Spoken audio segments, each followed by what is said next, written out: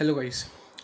अभी तक इस चैप्टर में हमने काफ़ी कुछ कवर कर लिया है। हमने इम्यूनिटी से रिलेटेड काफ़ी कुछ एड्स वगैरह और जो कैसे हमारी बॉडी कोई भी अगर माइक्रो ऑर्गेनिज्म आता है जो कि डिजीज़ कॉज करता है उससे कैसे हैंडल करती है वो हमने पूरा तरीका देख लिया। हमने ये देख लिया कि कैसे हमारी बॉडी का जो इम्यून सिस्टम है वो काम करता है, B cells, T cells, innate immunity, acquired immunity, active, passive, ये सब की हमने बात कर ली है। तो आज हमारा नया टॉपिक शुरू होगा which is cancer. This is another important topic of this chapter. अब कैंसर जो है वो आप सभी जानते हैं कि बहुत ही ख़तरनाक बीमारी होती है और ह्यूमन्स के अंदर मतलब आजकल बहुत कॉमन हो गया है। हर किसी को अलग अलग तरह के कैंसर होते हैं। किसी को लंग कैंसर है, किसी को ओवरियन कैंसर है, किसी को ओरल कैंसर होता है, किसी को कोलोन कैंसर है। सबको अलग अलग तरह का। इनफैक्ट अगर आप लोगों ने न्यूज़ भी देखा होगा तो हाल ही में कुछ दिन पहले इरफान खान की मौत हुई थी। वो भी कैंसर की वजह से हुई थी। उनको कोलोन कैंसर था। इसके अलावा ज़्यादातर जो सितारे हैं, ऋषि कपूर, वो भी अभी जो जिनकी मौत अगले ही दिन हुई थी वो भी कैंसर का ही इलाज करवा के आए थे। तो ऐसे कई लोग आजकल बहुत कॉमन है, आम बात हो गई है कैंसर। तो it is a most dreadful disease of humans. ठीक है, बहुत ख़तरनाक बीमारी है। ठीक है, अपार्ट जैसे कि हमने एड्स की बात की थी, ये भी उसी तरीके से एक बहुत ही ख़राब है, बहुत ख़राब बीमारी है। Plus major cause of death. आज जो भी मौतें होती है बीमारियों की वजह से उसमें सबसे ज़्यादा एक इसका भी रोल है कैंसर का, क्योंकि आजकल बहुत ज़्यादा लोगों को देखने को मिल सकता है। मतलब अगर एक पॉपुलेशन की बात करूँ कि हर 100 लोगों में से 10 से 15 लोगों को आराम से कैंसर देखने को मिल जाता है। ठीक है, अब ये कैसे क्या, तो अब इसका पूरा मैकेनिज्म हम देखेंगे। ठीक है, तो अब मैं बात करूँ तो नॉर्मली, अगर मैं नॉर्मली बात करूँ तो ह्यूमन बॉडी है। ठीक है, अब नॉर्मली बॉडी के अंदर ग्रोथ होती है, डिफ्रेंशिएशन होता है, जो आपके जो भी टिश्यूज़ वगैरह हैं, ऑर्गन्स हैं, वो ग्रो करते हैं, सेल्स ग्रो करते हैं ताकि अपना फंक्शन परफॉर्म कर सके। ये बहुत ही आम बात है, ये सारे सेल्स में देखने को मिलता है। तो नॉर्मली क्या होता है बॉडी के अंदर, सेल की ग्रोथ भी होती है। ठीक है, और डिफ्रेंशिएशन भी होता है, मतलब कि सेल ग्रो भी करते हैं और डिफ्रेंशिएट करते हैं। ओके, अब लेकिन ये बहुत ही कंट्रोल वे में होता है, मतलब एकदम प्रॉपर्ली मेंटेन होता है कि इतनी ग्रोथ है। ऐसे नहीं है कि मतलब ग्रो करते जा रहे हैं करते जा रहे हैं। जैसे एक ट्री है, अगर आप देखे जाएंगे तो ट्री अगर आप मतलब उसको पानी दें, न्यूट्रिएंट्स वगैरह मिलता है तो ग्रो करता रहता है, उसकी कोई लिमिट नहीं है। मतलब कई ट्रीज तो आप देखेंगे कितने बड़े बड़े होते हैं, मतलब बहुत ज़्यादा, और कई मतलब छोटे, तो वो अपने हिसाब से ग्रो करते हैं, उनका कोई वो नहीं है फिक्स। लेकिन हमारे जो सेल्स होते हैं वो एकदम पर्टिकुलर कंट्रोल्ड वे में ग्रो करते हैं। ठीक है, कंट्रोल वे में ग्रो करते हैं, रेगुलेटेड वे में। रेगुलेटेड वे का मतलब इस तरीके से कि मान लीजिए अगर कोई सेल है उसकी ग्रोथ ज़्यादा हो गई तो सिग्नल आ जाएगा कि नहीं भाई इसकी ग्रोथ कम कर दो, इसकी इनिबिट कर दो कि इतनी ही करनी है आपको। ठीक है, जैसे नॉर्मली अगर मैं देखूँ तो आप हाइट की भी बात कर लेते हैं इंसान की। कुछ लोगों की हाइट ज़्यादा होती है, कुछ की कम होती है, पर मैक्सिमम भी ऑन एन एवरेज अगर मैं बात करूँ तो 6 फुट जो होता है, इससे ज़्यादा लोगों की हाइट देखने को नहीं मिलती है। ये मैक्सिमम होती है 6, 6.5। कुछ एक्सेप्शंस होते हैं जिनके अंदर ज़्यादा बढ़ जाती है। तो एक तरीके से ग्रोथ एक पर्टिकुलर होती है, कंट्रोल्ड वे में होती है, रेगुलेटेड वे में होती है। कि अगर कहीं ज़्यादा कोई हार्मोन है, सपोज कोई हार्मोन आप लोगों ने 10th में पढ़ा है, और जैसे कोई हार्मोन फीडबैक मैकेनिज्म हुआ करता था कि अगर कोई हार्मोन जो है वो ज़्यादा सिक्रीट हो गया तो है ना, ब्रेन से स्टिमुलस आ जाएगा कि नहीं इसका अब बंद कर दो जो है प्रोडक्शन। तो इस तरीके से कंट्रोल्ड और रेगुलेटेड वे में होती है। लेकिन अब ये तो नॉर्मल सेल्स में हो गया। अब कैंसर सेल्स में ऐसा क्या डिफरेंट होता है जिससे हम उसको कैंसर सेल बोलते हैं, तो वो उसमें ये है कि ये जो रेगुलेटर मैकेनिज्म्स हैं, जो रेगुलेशन है, ये इनहिबिट हो जाता है। जो ये रेगुलेशन जो हो रहा होता है ये पूरा इसका ब्रेक डाउन हो जाता है या इसका इनिबिशन हो जाता है। ठीक है, मतलब कि रेगुलेटेड वे में नहीं हो रही। अब अगर रेगुलेटेड वे में नहीं हो रही तो भाई साहब अनकंट्रोल ग्रोथ हो रही है। ठीक है, मतलब वही वाली बात आ गई ना कि अब बच्चा कोई शैतानी कर रहा है, उसके मम्मी पापा जब तक उसको डांट रहे हैं तो ठीक है वो मान गया। अगर कोई डांटने वाला ही नहीं है तो वो बिंदास जो उसके मन में आएगा वो करेगा। तो वही वाली बात है कि अब यहाँ पे ये रेगुलेशन ब्रेक डाउन हो गया, मतलब जो उसको मना करने वाला था या जो भी उसकी ग्रोथ को रोकने वाला था सेल की, वो गया, वो बिल्कुल ख़त्म हो गया। तो अब सेल ग्रो करेगा, अब सेल ज़्यादा ग्रो करेगा और बहुत ज़्यादा ग्रो कर देगा, तो इसलिए वो डेवलप हो जाता है कैंसर सेल्स में। तो ऐसे डेवलप होता है एक नॉर्मल सेल एक कैंसरस सेल के अंदर। ठीक है, अब नॉर्मल सेल्स जो होते हैं ना, उनके अंदर एक प्रॉपर्टी होती है जो कि बहुत इंपॉर्टेंट है, विच इज़ कॉन्टैक्ट इनहिबिशन। उस प्रॉपर्टी का नाम है कॉन्टैक्ट इनिबिशन। ये प्रॉपर्टी किस में होती है, ये प्रॉपर्टी आपको देखने को मिल जाएगी नॉर्मल सेल्स के अंदर। ठीक है, नॉर्मल सेल्स एक प्रॉपर्टी शो करते हैं कॉन्टैक्ट इनिबिशन। अब ये प्रॉपर्टी क्या होती है, ये प्रॉपर्टी ऐसी होती है कि अगर मान लीजिए कोई सेल जो है वो अनकंट्रोल ग्रोथ कर रहा है। ठीक है, अब सेल्स जो होते हैं जैसे ऐसे लाइन में होते हैं। ठीक है, ठीक है, एक दूसरे से कनेक्टेड रहते हैं, मतलब किसी ना किसी तरीके से। अगर मान लीजिए इस सेल में सिग्नल आ गया इसके पास या कैसे भी कि अनकंट्रोल ग्रोथ कर रहा है, ये पागल हो गया, अपने मन मर्जी के हिसाब से ये ग्रोथ करे जा रहा है, तो फिर ये आगे दूसरे सेल्स को भी ये ट्रांसफ़र कर सकता है ये सिग्नल। तो ऐसे बचाने के लिए कॉन्टैक्ट इनिबिशन हो जाता है। मतलब कॉन्टैक्ट इनिबिशन क्या है कि जो दूसरे सेल्स हैं वो इस सेल से अपना कॉन्टैक्ट तोड़ देते हैं। ये वाला सेल इसे तोड़ देगा, इस तरीके से बाकी आगे वाले भी टूट देंगे, तो बाकी के सेल्स बच जाएंगे, इनके अंदर एक्स्ट्रा ग्रोथ नहीं हो पाएगी, सिर्फ इसी में रहेगी, तो ये अलग हो गया और ये सारे बच जाएंगे। तो इस तरीके से ये जो कॉन्टैक्ट इनिबिशन, कॉन्टैक्ट तोड़ने की जो ये जो प्रॉपर्टी होती है, ये नॉर्मल सेल्स में होती है। इससे क्या फ़ायदा होता है, जो एक्स्ट्रा ग्रोथ होती है वो नहीं हो पाती। लेकिन अब अपन को कैंसर सेल में क्या कराना है, अनलिमिटेड ग्रोथ करवानी है। अब क्योंकि आपको अनलिमिटेड ग्रोथ करवानी है, तो ये कॉन्टैक्ट इनिबिशन की प्रॉपर्टी यहाँ पे हटानी है, ठीक है। कॉन्टैक्ट इनिबिशन ही अगर नहीं हुआ सपोज, तो सारे के सारे सेल्स ग्रो करते जाएंगे, एक्स्ट्रा ग्रोथ हो जाएगी, तो वो किस में कन्वर्ट हो जाएंगे, कैंसरस सेल्स में ग्रो कर जाएंगे, ठीक है। अब एज अ रिजल्ट क्या होगा, अगर ये कॉन्टैक्ट इनिबिशन की प्रॉपर्टी नहीं हो रही, तो वो कंटिन्यूस डिवाइड करेंगे, उनके अंदर क्या होगा, कंटिन्यूस डिवीजन, कंटिन्यू डिवाइड होते रहेंगे, ठीक है। और वो किसको क्या ओरिजिन कर देंगे, वो क्या बना देंगे, वो बनाएंगे मासेस ऑफ सेल्स, जिसको हम, आप सभी को पता है, नोन एज ट्यूमर्स, ठीक है। तो ट्यूमर क्या हुआ, ठीक है। ट्यूमर को आप कैसे डिफाइन करेंगे, तो ट्यूमर को ऐसे डिफाइन करेंगे कि in cancerous cells the property of contact inhibition is lost, ठीक है, and that's why the cells divide continuously, ठीक है। जो कैंसरस सेल्स हैं उसमें कॉन्टैक्ट इनहिबिशन की प्रॉपर्टी लॉस्ट हो जाती है, इसलिए जो सेल्स हैं वो कंटिन्यूसली डिवाइड करेंगे।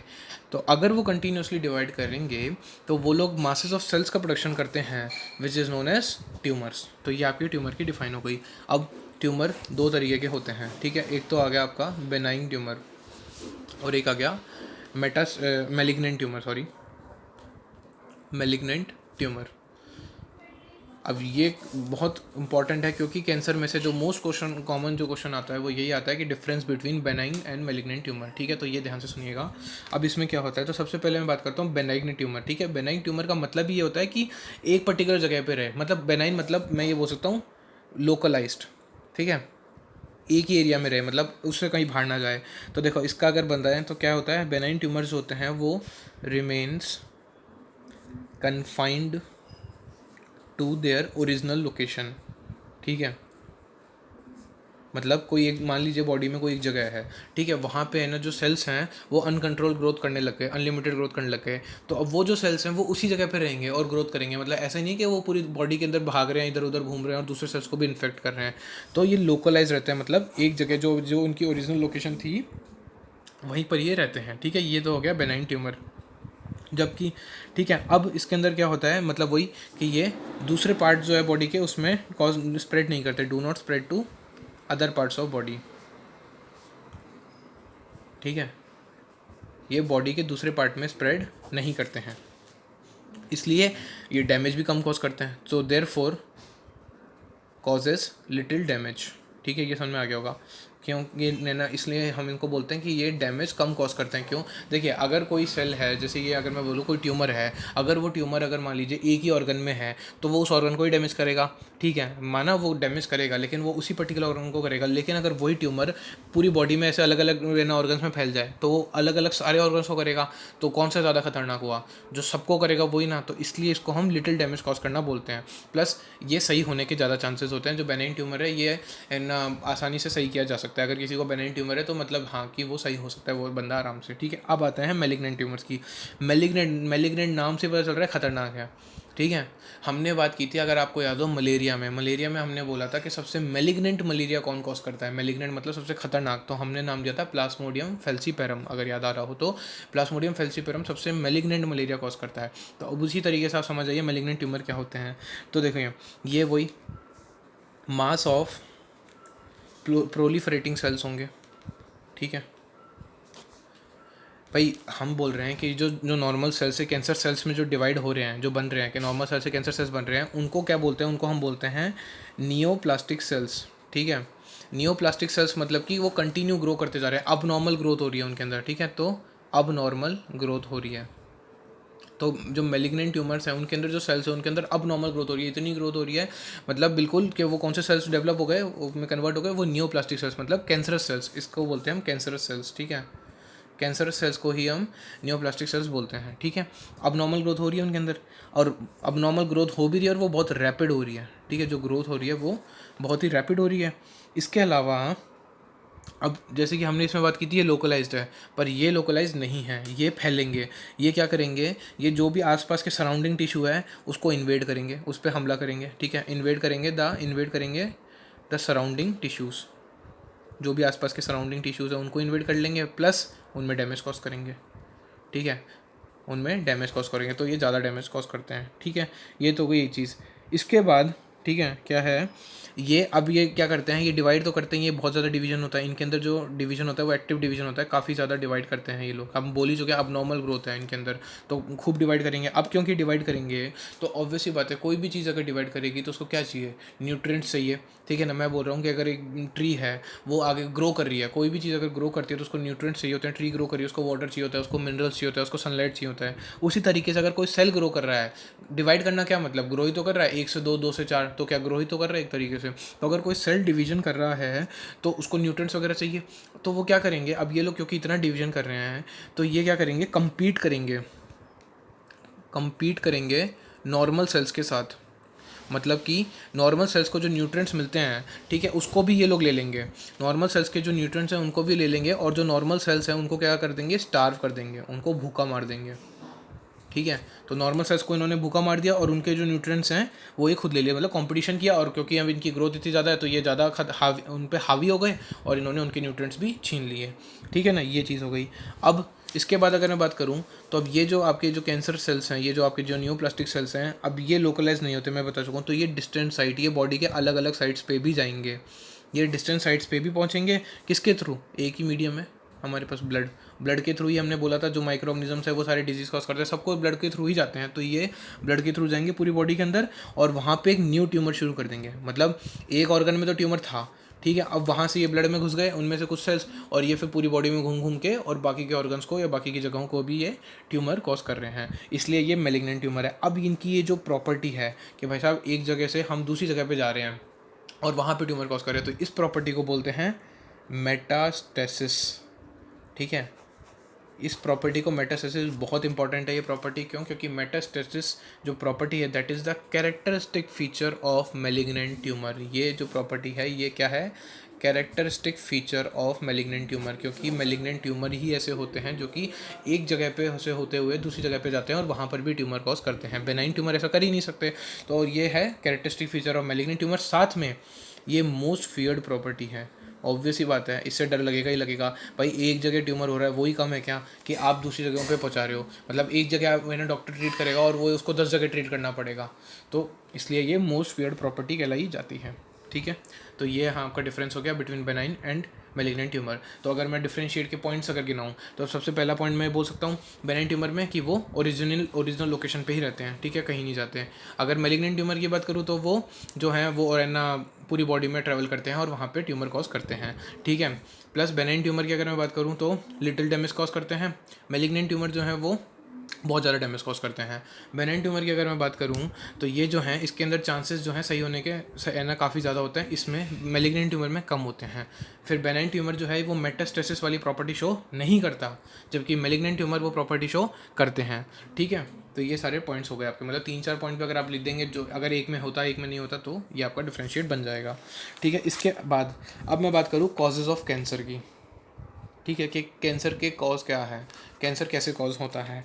तो देखो अगर मैं बोलूँ तो कैंसर कैसे होता है, तो जैसे मैंने बताया कि नॉर्मल सेल्स के अंदर कॉन्टैक्ट इनहिबिशन की प्रॉपर्टी होती है, नॉर्मल सेल्स एक रेगुलेटेड वे में ग्रोथ करते हैं। अगर ये चीज़ें हट जाएँ, ये सारी चीज़ें हट जाएँ तो वो कैंसर सेल में कन्वर्ट हो जाता है। तो बस जो नॉर्मल सेल्स हैं, ठीक है, नॉर्मल सेल्स जो हैं वो कैंसरस नियोप्लास्टिक सेल्स में कन्वर्ट हो रहे हैं। जो नॉर्मल सेल्स हैं आपके वो किस में कन्वर्ट हो रहे हैं, कैंसरस नियोप्लास्टिक सेल्स में। किसके थ्रू ये हो रहे हैं, बाय या तो फिजिकल या केमिकल या बायोलॉजिकल एजेंट्स के थ्रू, ठीक है, फिजिकल, केमिकल या फिर बायोलॉजिकल एजेंट्स के थ्रू, ठीक है। मतलब कि कुछ एजेंट्स होते हैं जैसे कि फिजिकल भी हो सकते हैं, केमिकल भी हो सकते हैं या बायोलॉजिकल भी हो सकते हैं, उन एजेंट्स के थ्रू ये जो कैंसर है ये फैल रहा है। मतलब कि जो नॉर्मल सेल है, मतलब ऐसे थोड़ी है कि भाई साहब कोई नॉर्मल सेल है वो अपना काम कर रहा है, अच्छा खासा कर रहा है और एकदम से वो कैंसर सेल में बदल गया। तो ऐसे कैसे बदलेगा, कोई आप बाहर से स्टिमुलस मिला, कोई ऐसी चीज़ उसको कुछ मिली ना जिसकी वजह से वो चेंज हुआ, तो वो या तो फिजिकल हो सकता है या केमिकल या बायोलॉजिकल। और ये जो एजेंट्स होते हैं, ठीक है ना, ये इनमें तीनों में से जो भी एजेंट्स होते हैं जो कि कैंसर कॉज करते हैं, तो इनको हम बोलते हैं कार्सिनोजन। जन मतलब जनरेट करना, मैं पहले बता चुका हूँ। एंटीजन, जन मतलब जनरेट करना, तो जनरेट करना है कैंसर को।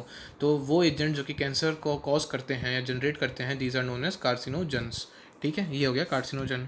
अब मैं बात करूँ तो जैसे कि है ना क्या क्या, जैसे कि रेडिएशंस हम बात करते हैं। रेडिएशंस भी दो तरह की होती है, एक तो होती है आयोनाइजिंग, एक होती है नॉन आयोनाइजिंग। ठीक है, अब आयोनाइजिंग रेडिएशन जैसे कि एक्स रेज हो गई, गामा रेज हो गई।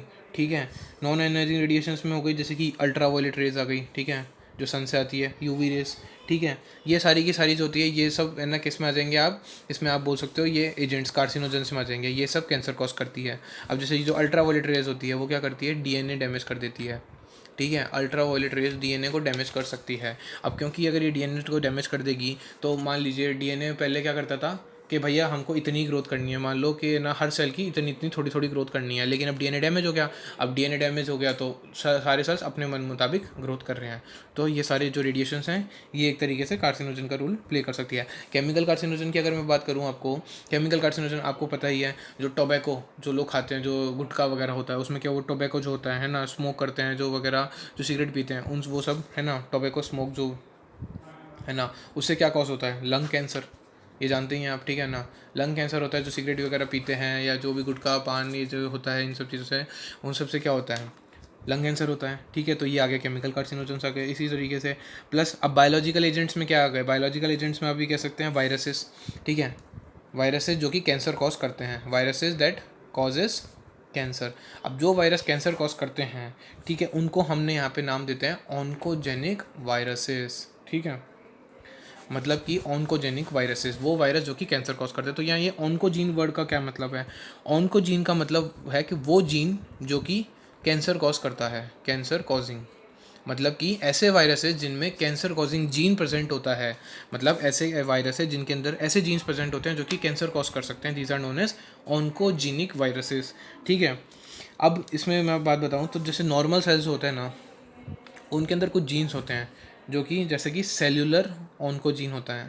ठीक है, सेल्यूलर ऑन्कोजीन जिसका नाम है सी ऑन्कोजीन भी ऐसे हम रिप्रेजेंट कर सकते हैं, या फिर इसी का दूसरा नाम है प्रोटो ऑन्कोजीन्स।